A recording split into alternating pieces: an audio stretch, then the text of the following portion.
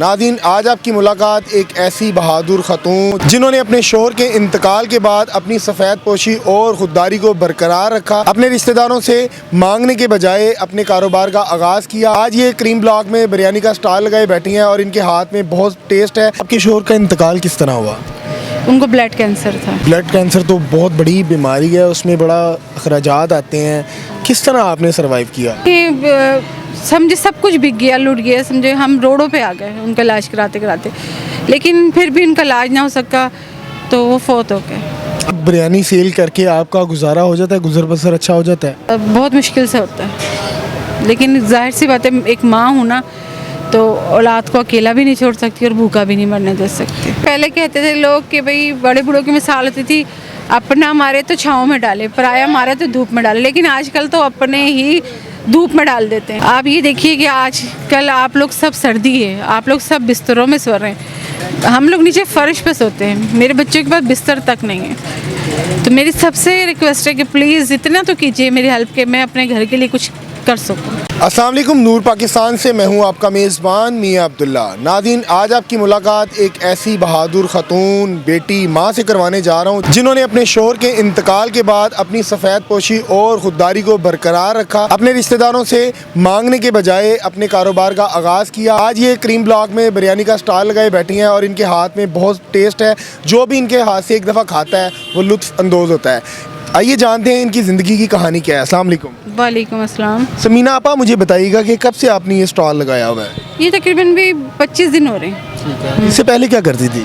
इससे पहले करीम ब्लॉक में चाय सेल करती थी। और आपका जो शादी है वो पंजाब में हुई थी या कराची में? नहीं, ये मेरी सेकंड मैरिज है, ये एक पंजाब में हुई है, जो फर्स्ट मैरिज थी वो कराची में। आपके शोहर का इंतकाल किस तरह हुआ? उनको ब्लड कैंसर था। तो ब्लड कैंसर तो बहुत बड़ी बीमारी है, उसमें बड़ा अखराजात आते हैं। किस तरह आपने सर्वाइव किया?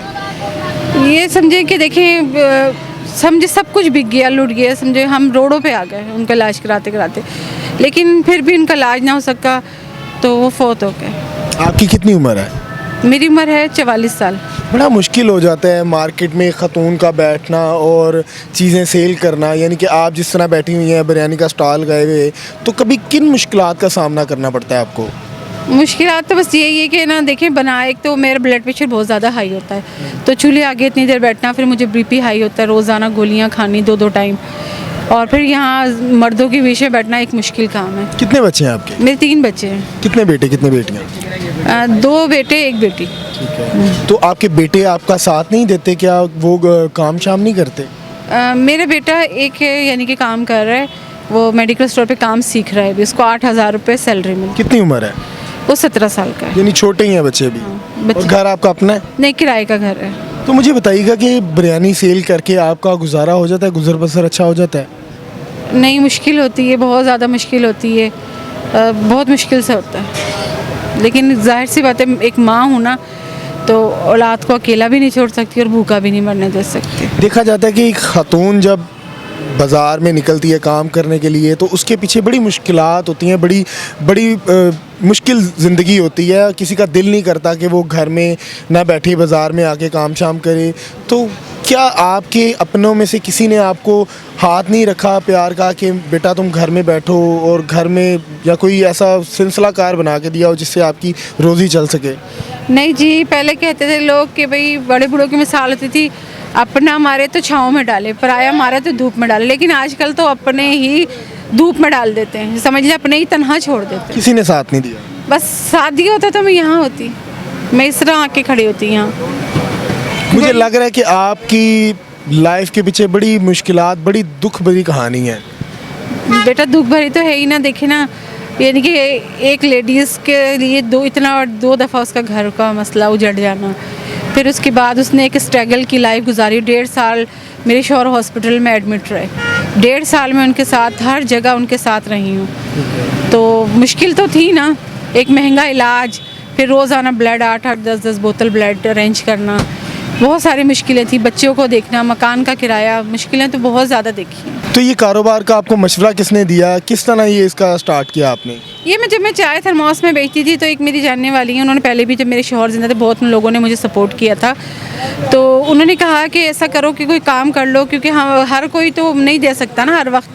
तो हमने आपकी जहाँ तक कर दी हेल्प जो था हमसे, तो अब आप ऐसा कीजिए, कोई काम शुरू कीजिए। फिर मैंने ये, उन्होंने खुदा तरसी के तहत मुझे स्टॉल लगा के दिया। अच्छा जा रहा है, गुजारा हो जाता है, शुक्र अल्हम्दुलिल्लाह। चलें जी, अल्लाह ताला आपके कारोबार में बरकत अता फरमाए। नाज़रीन, आप भी जब करीम ब्लॉक आएँ, ये स्टोरी करने का मकसद ये है कि सफ़ेद पोश लोग होते हैं जो आपके पैसे के हकदार होते हैं, तो अगर आप वैसे नहीं देना चाहते, आप इनके पास आएँ, इनसे चाय पिएँ, बिरयानी खाएँ, ताकि इनकी हेल्प हो सके और इनका घर का जो गुजर बसर है वो अच्छा हो सके। नाज़रीन, ये करीम ब्लॉक में बैठी हुई हैं जी, बोले। आप ये देखिए कि आज कल आप लोग सब सर्दी है, आप लोग सब बिस्तरों में सो रहे हैं, हम लोग नीचे फर्श पे सोते हैं, मेरे बच्चों के पास बिस्तर तक नहीं है। तो मेरी सबसे रिक्वेस्ट है कि प्लीज़ इतना तो कीजिए मेरी हेल्प के मैं अपने घर के लिए कुछ कर सकूं। मेरी बहन, इंशाल्लाह हमारा वादा है, आपने परेशान नहीं होना, आपने रोना नहीं है, अल्लाह ताला आपकी मदद करेगा, अल्लाह की ज़ात मदद करने वाली है। नाज़रीन, मेरी देखने वालों से गुजारिश है कि खुदा की कसम इस बहन की आंखों में आंसू आ गए हैं कि किसी का दिल नहीं करता ऐसे करने को, बड़ा मुश्किल है। और ये बहन आज रोड पे सर्दी में, बिल्कुल कि हम जब अपने घर में गर्म बिस्तरों में बैठे होते हैं, और उनका ख्याल रखें यार जिनके पास बिस्तरे नहीं हैं। मेरे देखने वाले तमाम मुखय्यर हजरात से गुजारिश है कि आप इनकी हेल्प करें। इनका नंबर डिस्क्रिप्शन में दिया, आपकी इजाज़त हो तो मैं ये नंबर आपका डिस्क्रिप्शन में दे दूँ, इनकी मदद करें। और ये आंसू रायगा नहीं जाने चाहिए। यकीन करें कि किसी का दिल नहीं करता कि वो किसी के आगे हाथ फैलाए, भीख मांगे, लेकिन ये आज मर्दों के हजूम में काम करने के लिए मजबूर हैं, क्योंकि इन्होंने अपने बच्चों का रिस्क लेके जाना होता है, उनका पेट पालना होता है, और घर भी इनका किराए का है। खुदारा इनकी मदद करें। अपनी मेज़बान को दीजिए इजाज़त। अल्लाह हाफ़िज़।